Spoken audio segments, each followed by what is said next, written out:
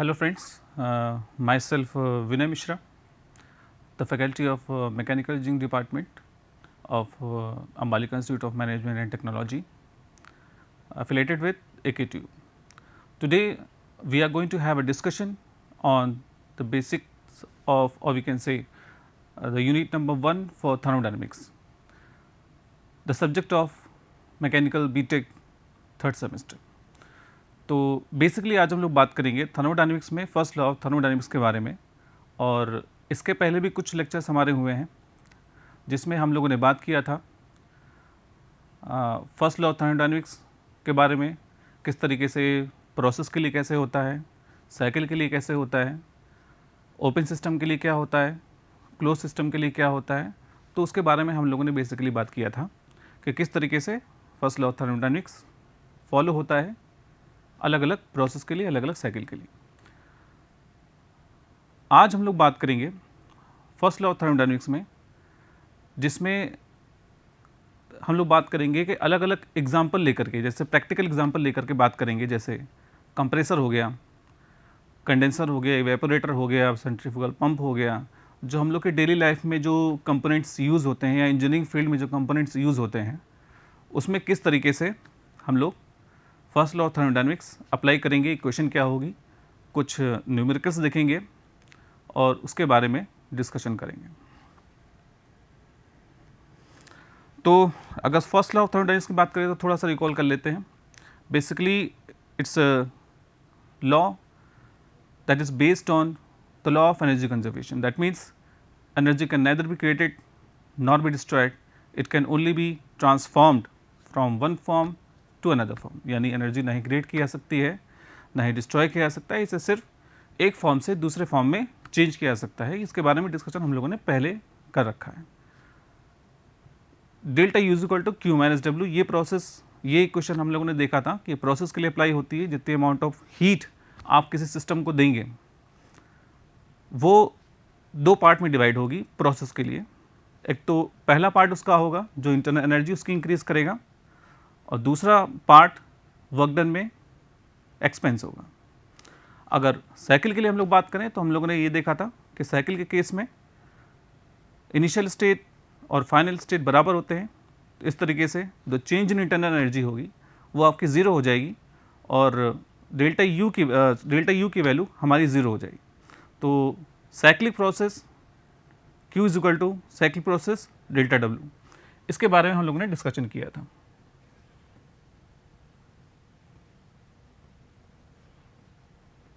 यानी the amount of heat transfer is equal to the amount of work transfer for a cyclic process, इसके बारे में discussion हम लोगों ने किया था। अगर हम ये डिस्कशन जो था वो क्लोज्ड सिस्टम के बारे में था। अगर हम लोग ओपन सिस्टम के बारे में बात करें तो कुछ इस तरह की क्वेश्चन हमारी आई थी, जहाँ पर Q is the amount of heat transfer, WX shaft work और the work output, C2 the velocity of fluid at outlet, C1 the velocity of fluid at inlet, G constant, Z2 Z1 elevation, H2 is the enthalpy at exit, H1 is the enthalpy at inlet। अब हम लोग देखते हैं, पहला तो apply करते हैं इस इक्वेशन को नोजल और डिफ्यूज़र के ऊपर। तो बेसिकली ये समझते हैं पहले कि नोजल होती क्या है। तो basically nozzle is a kind of a device which is used to increase the velocity और kinetic energy of a fluid at the expense of its pressure drop.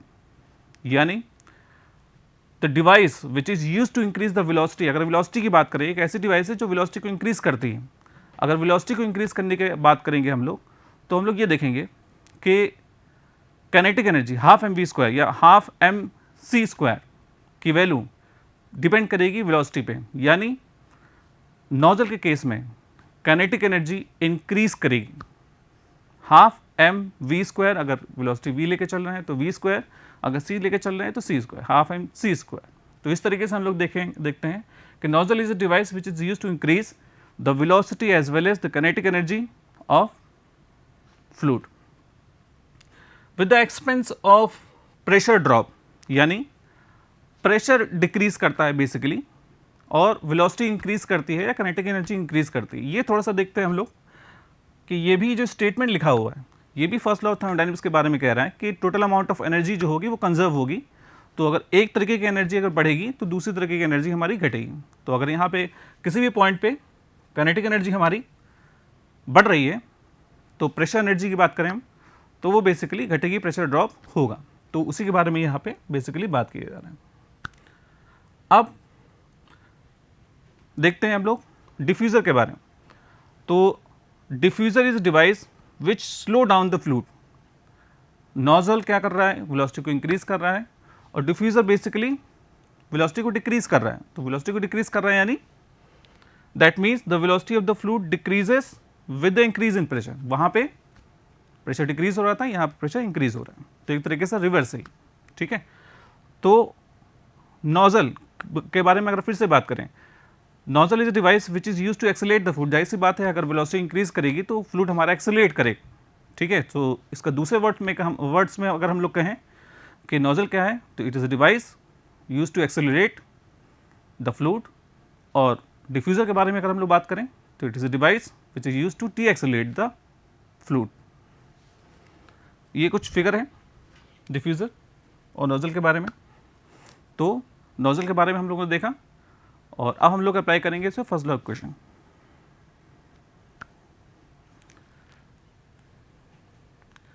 ये फर्स्ट लॉ इक्वेशन है, हम लोगों ने पहले लिख रखा था। फर्स्ट लॉ इक्वेशन क्या होती है इसके बारे में हम लोगों ने डिस्कशन किया था। ये फर्स्ट लॉ इक्वेशन लिखी हुई है, इसी पे ही हम लोग आगे अलग अलग कंडीशन में अलग अलग वैल्यू बाउंड्री कंडीशन चेंज करेंगे, ताकि जो सिस्टम है हमारा, जो यूज़फुल सिस्टम है या जो यूज़फुल एग्जाम्पल है उसके अकॉर्डिंग हम लोग कंडीशन को चेंज करें, ताकि उसके लिए एनालिसिस हम लोग कर पाएँ। तो अगर नोजल की हम लोग बात करेंगे तो उसकी कंडीशन कुछ और होंगी, कंप्रेसर की बात करेंगे तो उसकी कंडीशन कुछ और होंगी, सेंट्रीफ्यूगल पंप की बात करेंगे तो उसकी कंडीशन कुछ और होंगी। वो सारी कंडीशन हम लोग इसमें रखेंगे और हम लोग इसका इक्वेशन फाइंड आउट कर सकते हैं।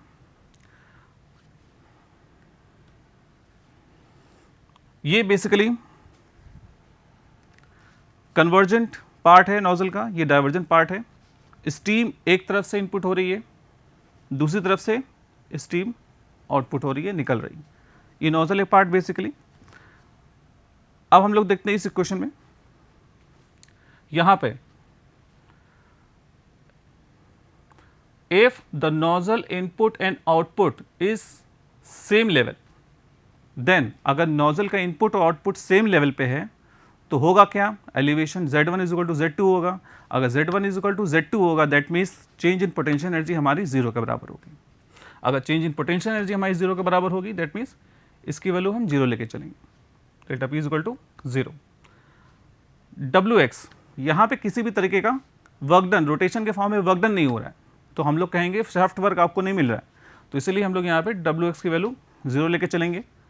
डेल्टा Q की वैल्यू 0 लेके चल रहे हैं, क्यों, हम ये मान के चल रहे हैं कि नोजल इंसुलेटेड है और जहाँ पर किसी भी तरीके का हीट लॉस नहीं हो रहा है, तो ये हम लोग जनरली लेके चल रहे हैं इस कंडीशन में कि डेल्टा Q की वैल्यू 0 होगी। हो सकता है कि जो न्यूमेरिकल्स आपके दे रखे हों उसमें कुछ अमाउंट वैल्यू कुछ चेंज हो जाए, यहाँ पे हम लोग एक कंडीशन लेके चल रहे हैं, वहाँ पे कुछ और कंडीशन हो, तो उस कंडीशन के अकॉर्डिंग हम लोग वहाँ पे कंडीशन उस इक्वेशन में रखेंगे। यहाँ पे हम लोग को क्या लेके चलना है, हम लोग अपनी तरफ से कुछ एजम्पशन लेके चल रहे हैं कि डेल्टा Q की वैल्यू अगर 0 है तो क्या होगा, हो सकता है न्यूमेरिकल्स में वैल्यू चेंज हो जाए, वो डिपेंड करेगा न्यूमेरिकल की कंडीशन के अकॉर्डिंग। तो सिमिलरली इन सारी कंडीशन की वैल्यू उस वाली इक्वेशन में रखेंगे, ये वाली इक्वेशन में Q की वैल्यू 0 रखेंगे, WS की वैल्यू 0 रखेंगे, इसकी वैल्यू 0 रखेंगे, देखते हैं क्या आता है। यहाँ पे अब देखते हैं वैल्यू हमारी जो आएगी ये बेसिकली आ जाएगी, सारी कंडीशन वहाँ पे रख देंगे, कुछ वैल्यू 0 हो जाएगी तो रीअरेंज करके हम लोग देख लेंगे कि H2 minus H1 is equal to half C1 square minus half C2 square. अब यहाँ पे C1 is small, C1 small का मतलब क्या है, नोजल का वर्क क्या है, वेलोसिटी को इंक्रीज करना। वेलोसिटी अगर इंक्रीज होगी तो यहाँ पर वेलोसिटी ज़्यादा होगी और यहाँ पे वेलोसिटी हमारी कम होगी। यहाँ पे वेलोसिटी जब ज़्यादा होगी तो होगा क्या, C का स्क्वायर है, इसका मतलब वेलोसिटी को स्क्वायर कर लिया, यानी तो ज़्यादा वाली चीज़ है और ज़्यादा हो जाएगी। अगर ज़्यादा वाली चीज़ और ज़्यादा हो जाएगी यानी कम वाली चीज़ स्क्वायर करके और कम हो जाएगी। तो जो स्क्वायर है, जो वेलोसिटी स्क्वायर में है, उसकी वैल्यू हम लोग लगभग नेगलेक्ट कर सकते हैं, वी कैन नेगलेक्ट इट। तो वही हम लोगों ने यहाँ पे किया कैलकुलेशन को ईजी करने के लिए। यहाँ पे C1 की value is small then C1 square very small. तो C1 की वैल्यू अगर हम 0 रख देंगे, रीअरेंज करेंगे तो कुछ इक्वेशन ऐसे आएगी, रूट में ले लेंगे 1/2, फाइनल इक्वेशन हमारी ये आ जाएगी। इस तरीके से हम लोगों ने देखा कि ये बेसिकली इक्वेशन है हमारी नोजल की। आगे बढ़ते हैं, एक न्यूमेरिकल है, इस पे देखते हैं कैसे इसमें सॉल्व करेंगे। Steam eight A 6.87 bar 207 degree centigrade enters in an insulated nozzle with a velocity of 50 meter per second.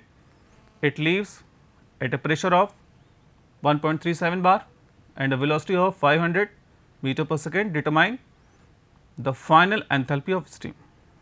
Question एक सिंपल क्वेश्चन है, नोजल के बारे में क्या रखा है, इनपुट कंडीशन दे रखी है, आउटपुट कंडीशन दे रखी है, जो कंडीशन हमारे पास है उसको लिख लेंगे। कौन कौन सी कंडीशन दे रखी है, प्रेशर की वैल्यू दे रखी है, इनपुट पे एक नोजल ले लिया हमने, कोई भी नोजल ले लिया हमने 6.87, किसी की नोजल के बारे में स्पेसिफाई नहीं किया तो एक जनरल हम लोगों ने फिगर बना लिया है 6.87, 205 डिग्री सेंटीग्रेड इनपुट टेम्परेचर है, इनपुट वेलोसिटी दे रखी है 50 मीटर पर सेकेंड। आउटपुट पे देख लेते हैं, आउटपुट पे प्रेशर है हमारा 1.37 बार, वेलोसिटी है हमारी 500 मीटर पर second.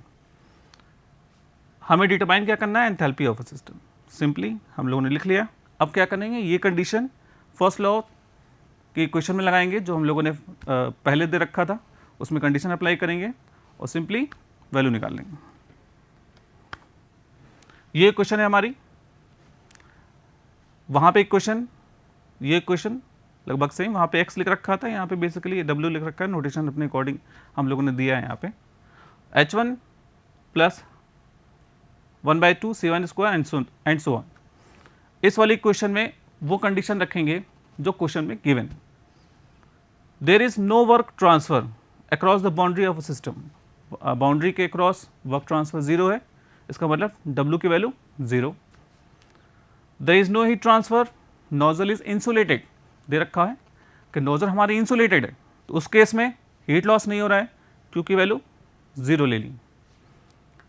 Change in potential energy, तो नोजल हमारी इनपुट और आउटपुट सेम लेवल पे है, यानी एलिवेशन नहीं है कुछ, तो वहाँ पर चेंज इन पोटेंशियल एनर्जी की वैल्यू 0 हो जाएगी। अगर 0 हो जाएगी ये, देन उसके बाद ये क्वेश्चन रिड्यूस होकर के आएगी अगर ये सारी कंडीशन इसमें रखेंगे हम,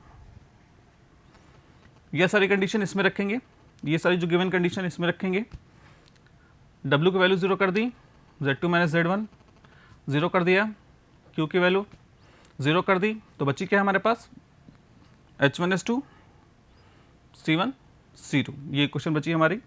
इस क्वेश्चन को लिख करके सिंपली जो हमारे पास जो वैल्यू दे रखी वो एंटर करके आंसर निकाल लेंगे। कैसे निकालेंगे, H2 हमें फाइंड आउट करना है। H1 की वैल्यू, H1 की वैल्यू स्टीम टेबल से देखेंगे कैसे, पहले वाले इक्वेशन में, इससे पहले देखें इस क्वेश्चन में इनपुट कंडीशन पे 6.87 बार दे रखा है, 205 डिग्री सेंटीग्रेड दे रखा है, यानी स्टीम, अगर स्टीम दे रखी है तो स्टीम टेबल से इस प्रेशर, इस टेम्परेचर पे एंथैल्पी हम लोग निकाल लेंगे। कितनी आएगी वो स्टीम टेबल से वैल्यू उसकी आ जाएगी। यहाँ पे हम लोगों ने लिख रखा है 2850 किलो जूल पर केजी इसकी वैल्यू आएगी। इसकी वैल्यू सिंपली इसमें रखने के बाद C2 की वैल्यू रखेंगे, C1 की वैल्यू रखेंगे और H2 की वैल्यू कैलकुलेट कर लेंगे। यहाँ पे एक चीज़ और देखने वाली बात है कि 1000 से डिवाइड किया गया, ये थोड़ा सा देखने वाली बात है। जनरली गलतियाँ यहीं पे होती हैं कि यूनिट डायमेंशन हम लोग ध्यान नहीं देते हैं। तो बेसिकली ये जो 1000 से डिवाइड किया गया, ये इसलिए किया गया है कि H जो एंथैल्पी है हमारी वो किलो जूल पर केजी में दे रखी है, यानी जो भी करस्पॉन्डिंग जो डाटा दे रखा है आपको सबको किलो में लेके चलना है, या तो फिर इसको जूल में लेके चलिए, तो वहाँ पर 1000 से मल्टीप्लाई करना पड़ेगा, यहाँ पे डिवाइड करना पड़ेगा। तो इसलिए डायमेंशन को इक्वल करने के लिए हम लोगों ने 1000 डिवाइड किया है।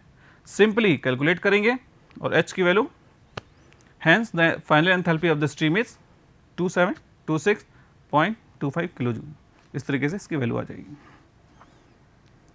आगे देखते हैं, दूसरा एग्जाम्पल है, steam eight 3 megapascal and 400 degree centigrade enters an adiabatic nozzle steadily with a velocity of 40 meter per second and leaves at 2.5 megapascal 300 meter per second. Determine the exit temperature and the ratio of inlet to the exit area. एक और numerical देखते हैं। Condition दे रखी है, input condition दे रखी है, output condition दे रखी है। आपको क्या निकालना है, एग्जिट टेम्परेचर निकालना है और the ratio of inlet to the exit area, inlet और एग्जिट एरिया का हमें रेशियो निकालना है। जो चीज़ें दे रखी है उसको लिख लेते हैं। 3 megapascal नोजल का एग्जाम्पल है, तो नोजल बना दिए। 400 डिग्री सेंटीग्रेड एंट्री पे दे रखा है, 40 मीटर पर सेकेंड एंट्री पे दे रखा है, वेलोसिटी, टेम्परेचर दे रखा है, प्रेशर दे रखा है, एग्जिट पे प्रेशर, वेलोसिटी दे रखी है हमारी। क्या करेंगे, सबसे पहले 3 megapascal और 400 डिग्री सेंटीग्रेड में H की वैल्यू निकाल लेंगे। कैसे निकालेंगे, 3 megapascal का की वैल्यू स्टीम टेबल से देखेंगे, स्टीम गिवन है तो स्टीम टेबल का रेफरेंस लेंगे हम लोग, वहाँ पे H की वैल्यू निकाल लेंगे, कैलकुलेट कर लेंगे डायरेक्ट।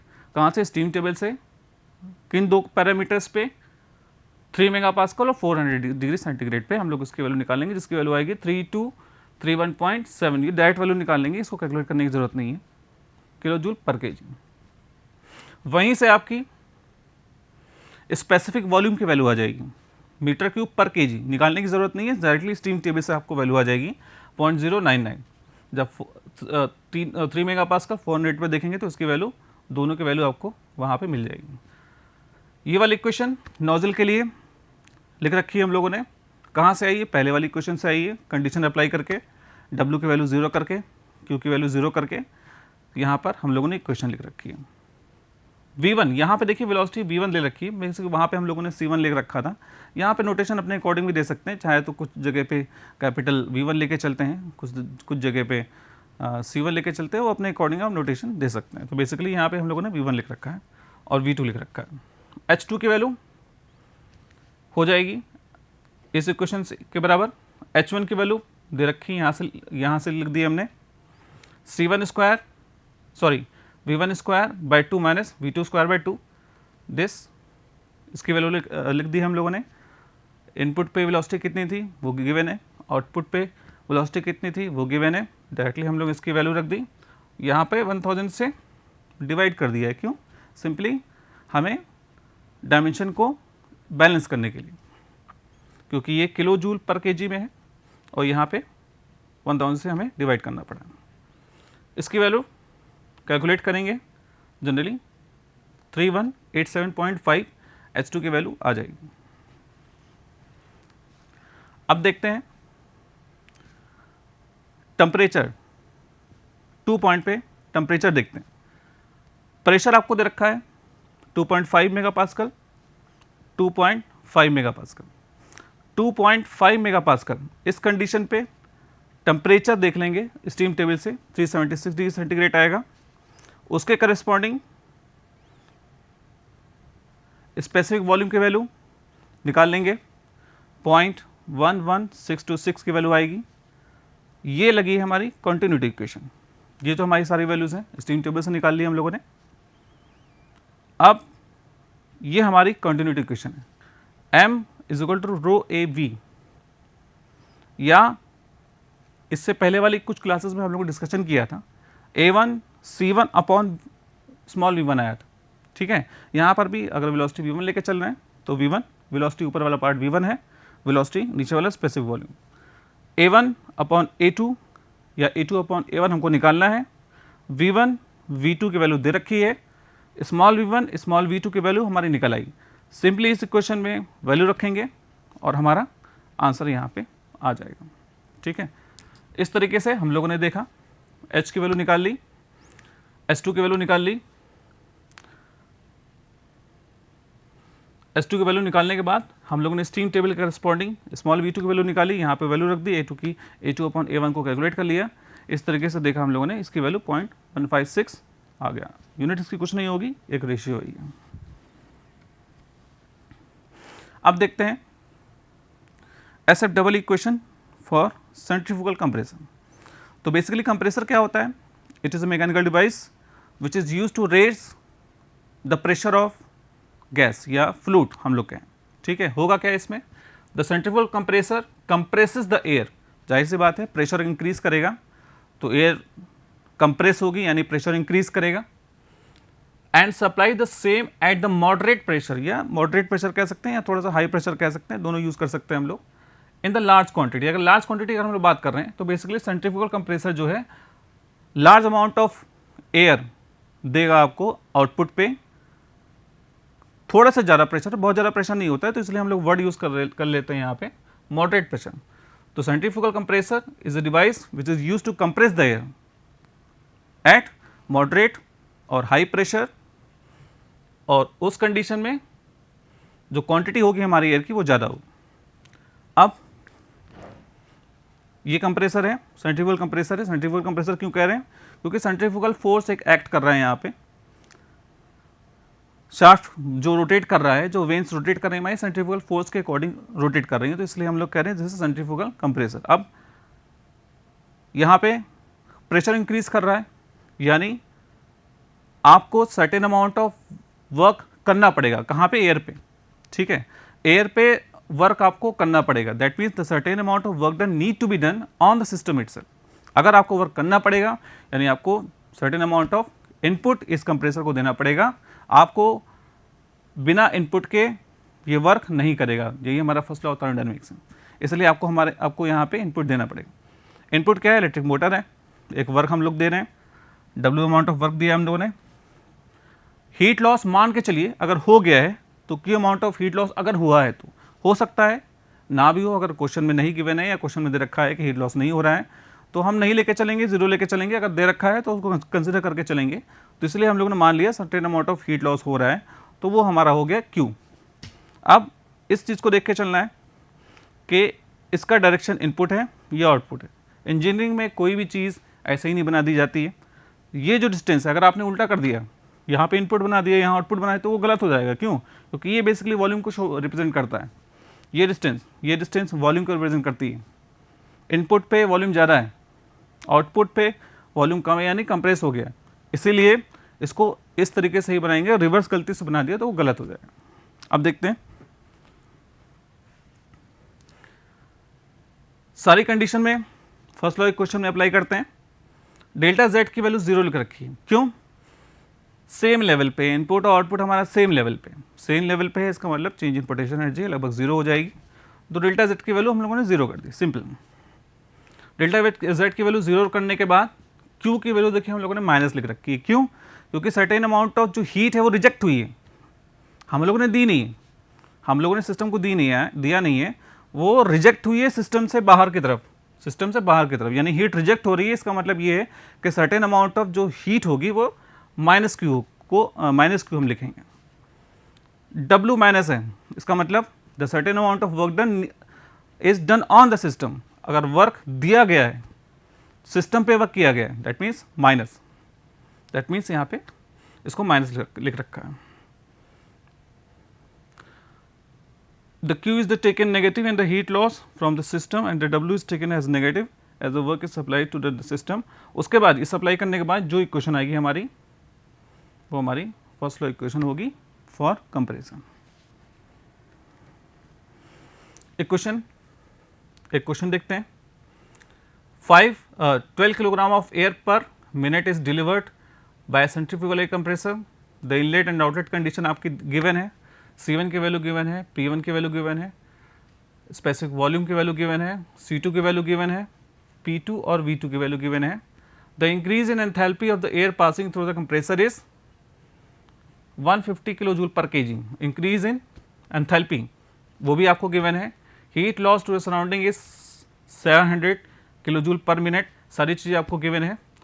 आपको निकालना क्या है, motor power required to drive the compressor. दूसरी चीज़ ratio of inlet to the outlet pipe diameter.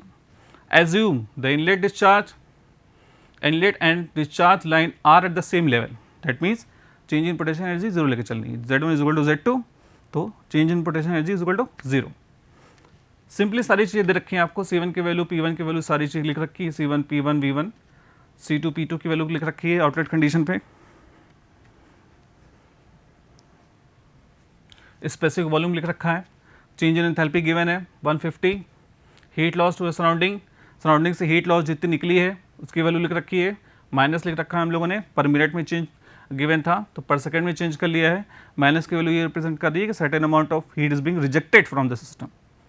ये सारी वैल्यूज इस क्वेश्चन पे रखेंगे जो हम लोगों ने यहाँ पे लिख रखा है।